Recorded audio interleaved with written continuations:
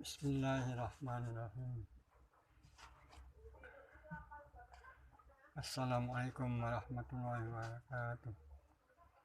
Alhamdulillah. Kami akan mencoba membacakan kitab kunci tasawuf yang menyingkap rahasia kegaiban hati dari Syekh Abdul Qadir Jailani. Untuk ini kami berfatihah dulu kepada beliau. Ila hadratin nabiyina Muhammadin Mustafa sallallahu alaihi wasallam wa ala alihi wa sahbihi ajma'in. Wa khususun ila arwahi a'immati al-batin mujtahidin wa ila hadratis Syekh Abdul Qadir Jailani binniyah sholihati lilailahumul fatihah. Bismillahirrahmanirrahim. Alhamdulillahirabbil alamin. Arrahmanirrahim. Maliki yaumiddin. Iyyaka na'budu wa iyyaka nasta'in. Ihdinas siratal mustaqim. Siratal ladzina an'amta 'alaihim ghairil maghdubi 'alaihim waladdallin. Amin. Kami baca sholawat dulu.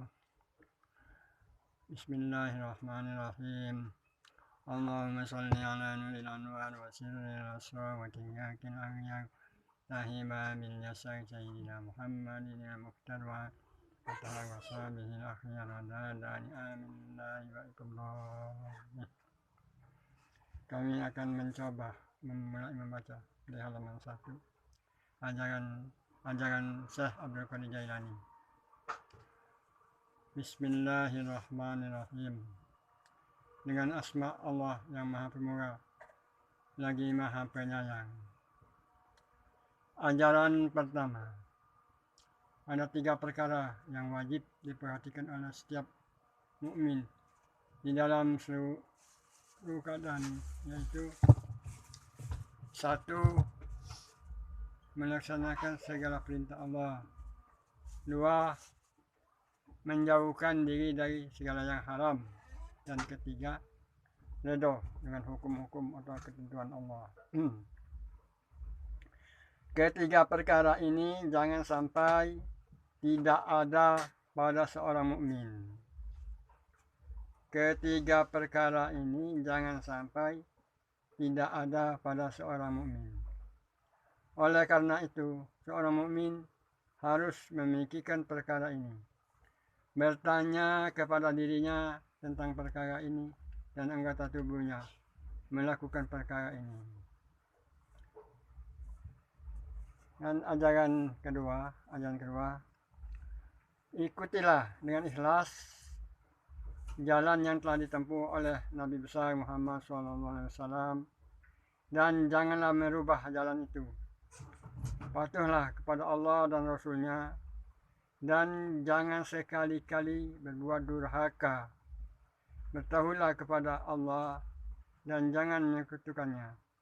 Allah itu Maha Suci. Allah itu Maha Suci dan tidak mempunyai sifat-sifat tercela atau kekurangan. Janganlah ragu-ragu terhadap kebenaran Allah. Bersabarlah dan berpegang teguhlah kepadanya. Bermohonlah kepadanya dan tunggulah dengan sabar. Bersatu padulah di dalam mentaati Allah dan janganlah berpecah belah. Saling mencintailah di antara sesama dan jangan saling mendengki. Hindarkanlah diri dari segala noda dan dosa. Hiasilah dirimu dengan ketaatan kepada Allah. Hiasilah dirimu dengan ketaatan kepada Allah. Janganlah menjauhkan diri dari Allah dan janganlah lupa padanya. Janganlah lalai untuk bertobat. Janganlah lalai untuk bertobat kepadanya dan kembali kepadanya. Janganlah jemu untuk memohon ampun kepada Allah pada siang dan malam hari. Mudah-mudahan kamu diberi rahmat dan dilindunginya dari mara bahaya dan azab neraka. Diberi kehidupan yang berbahagia di dalam surga bersatu dengan Tuhan dan bernikmat-nikmat olehnya. Kamu akan menikmati kebahagiaan dan kesentosaan yang abadi.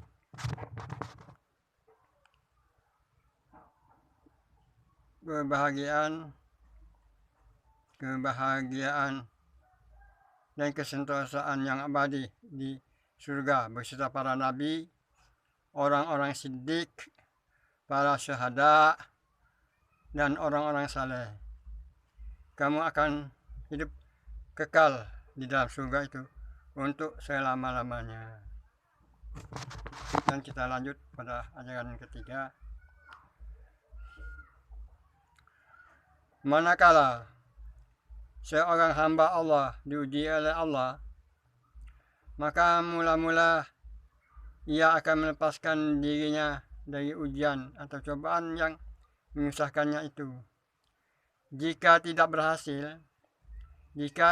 berhasil, maka ia akan meminta pertolongan kepada orang-orang lain seperti para raja, para penguasa, orang-orang dunia atau para hartawan. Jika ia sakit, maka ia akan meminta pertolongan kepada dokter atau dukun. Jika hal ini pun tidak berhasil, maka ia kembali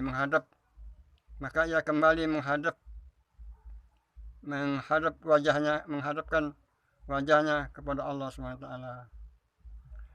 untuk memohon dan meratap kepadanya. Selagi ia masih dapat menolong dirinya, ia tidak akan meminta pertolongan kepada orang lain. Dan selagi pertolongan lain masih ia dapatkan, maka ia tidak akan meminta pertolongan kepada Allah. Dan selagi pertolongan lain masih ia dapatkan, maka ia tidak akan meminta pertolongan kepada Allah. Jika ia tidak mendapatkan pertolongan Allah, maka ia akan terus meratap, sholat, berdoa, dan menyerahkan dirinya dengan sepenuh harapan dan kecemasan terhadap Allah Ta'ala. Sekali-kali Allah tidak akan menerima ratapannya sebelum ia memutuskan dirinya dari keduniaan. Setelah ia terlepas dari hal-hal keduniaan, maka akan tampaklah ketentuan dan keputusan Allah pada orang itu, dan lepaslah ia dari hal-hal keduniaan. Selanjutnya hanya ruh sajalah yang tinggal padanya. Dalam peringkat ini, yang tampak olehnya hanyalah kerja atau perbuatan Allah, dan tertanamlah di dalam hatinya kepercayaan yang sesungguhnya tentang tauhid, dan di dalam hatinya kepercayaan yang sesungguhnya tentang tauhid, yaitu keesaan Allah. Pada hakikatnya tidak ada pelaku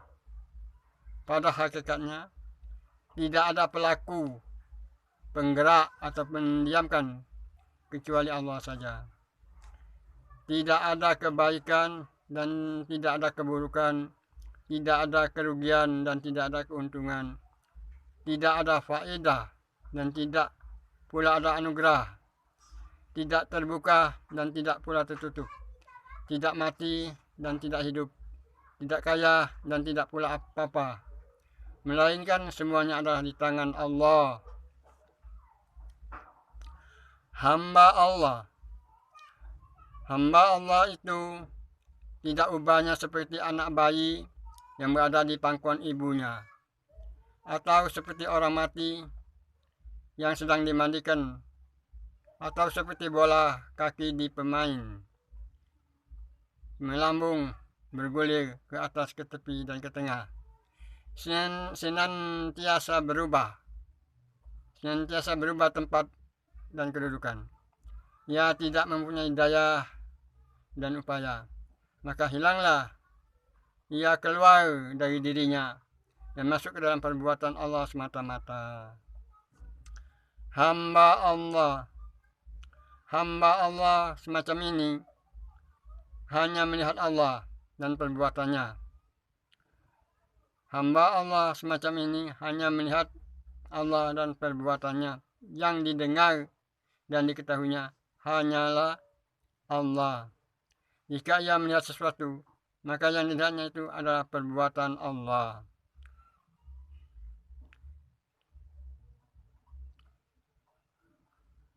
Jika ia mendengar atau mengetahui sesuatu, maka yang didengar dan diketahuinya itu hanyalah firman Allah.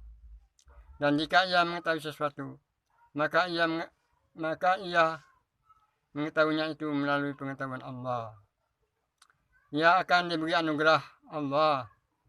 Beruntunglah ia karena dekat dengan Allah. Ia akan dihiasi dan dimuliakan.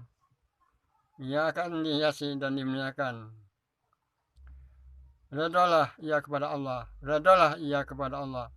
Bertambah dekatlah ia kepada Tuhannya. Bertambah cintalah ia kepada Allah. Bertambah khusyuklah ia mengingat Allah. Bersemayamlah ia di dalam Allah. Allah akan memimpinnya dan menghiasinya dengan kekayaan cahaya ilmu Allah. Maka terbukalah tabir yang menghalanginya dan rahasia-rahasia Allah yang maha agung. Ia hanya mendengar dan mengingat Allah yang maha tinggi. Maka ia senantiasa bersyukur dan sholat di hadapan Allah Subhanahu wa Ta'ala. Amin. Dan wallahu a'lam bishawab. Untuk ini kita sudah sampai di sini dulu. Insya Allah kalau masih ada waktu, kita akan lanjutkan pada ajaran yang keempat. Jadi alhamdulillah. Dan ini kami terus mengucapkan Assalamualaikum warahmatullahi wabarakatuh. Amin ya Allah ya Rabbal Alamin. Semoga Allah melimpahkan taufik dan hidayahnya kepada diri saya dan juga kepada saudara-saudara yang berkenan hatinya untuk mendengarkan apa yang kami bacakan ini. Kami hanya membacakan sebagaimana firman Allah. Iqra bismi rabbikal ladzi khalaq. Khalaqal insana min 'alaq. Iqra bismi rabbikal akram. Alladzi 'allamal bil qalam. Insanu ma lam ya'lam. Shadaqallahul azim wa baligh rasulul karim. Allahumma anfa'na bihi wa barik lana fihi. Alhamdulillahil alamin. Amin.